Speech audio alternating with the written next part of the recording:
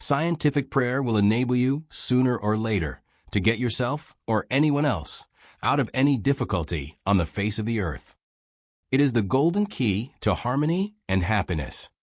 To those who have no acquaintance with the mightiest power in existence, this may appear to be a rash claim, but it needs only a fair trial to prove that, without a shadow of doubt, it is a just one. You need take no one's word for it, and you should not. Simply try it for yourself and see. God is omnipotent, and man is his image and likeness, and has dominion over all things. This is the inspired teaching, and it is intended to be taken literally, at its face value. Man means every man, and so the ability to draw on this power is not the special prerogative of the mystic or the saint, as is so often supposed, or even of the highly trained practitioner. Whoever you are, wherever you may be, the golden key to harmony is in your hand now. This is because in scientific prayer it is God who works, and not you, and so your particular limitations or weaknesses disappear. It makes no difference what kind of trouble it is. It may be a big thing or a little thing. It may concern health, finance, a lawsuit, a quarrel, an accident, or anything else conceivable.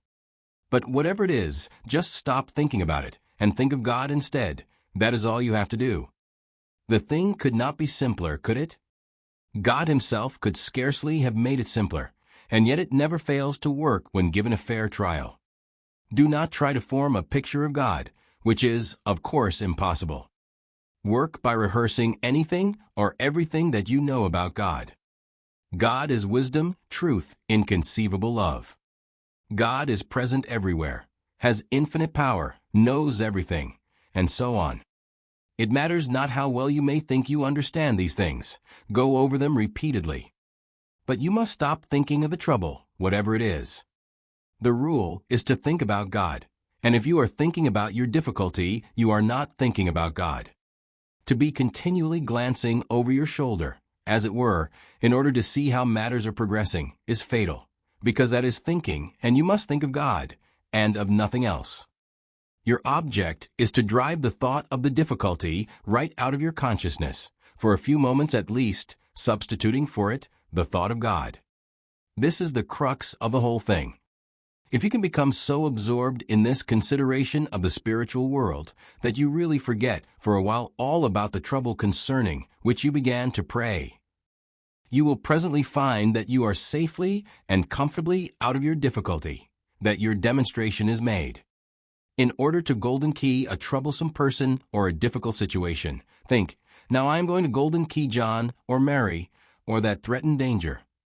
Then proceed to drive all thought of John or Mary or the danger right out of your mind, replacing it by the thought of God. By working in this way about a person, you are not seeking to influence his conduct in any way, except that you prevent him from injuring or annoying you, and you do him nothing but good.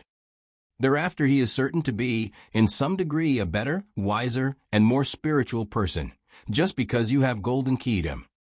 A pending lawsuit or other difficulty would probably fade out harmlessly without coming to a crisis, justice being done to all parties concerned. If you find that you can do this very quickly, you may repeat the operation several times a day with intervals between.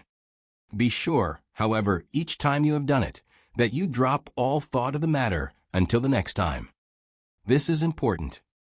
We have said that the golden key is simple, and so it is, but of course, it is not always easy to turn. If you are very frightened or worried, it may be difficult, at first, to get your thoughts away from material things. But by constantly repeating some statement of absolute truth that appeals to you, such as there is no power but God, or I am the child of God, filled and surrounded by the perfect peace of God, or God is love, or God is guiding me now, or, perhaps best and simplest of all, just God is with me, however mechanical or dead it may seem at first, you will soon find that the treatment has begun to take, and that your mind is clearing. Do not struggle violently. Be quiet but insistent. Each time that you find your attention wandering, just switch it straight back to God. Do not try to think out in advance what the solution of your difficulty will probably turn out to be.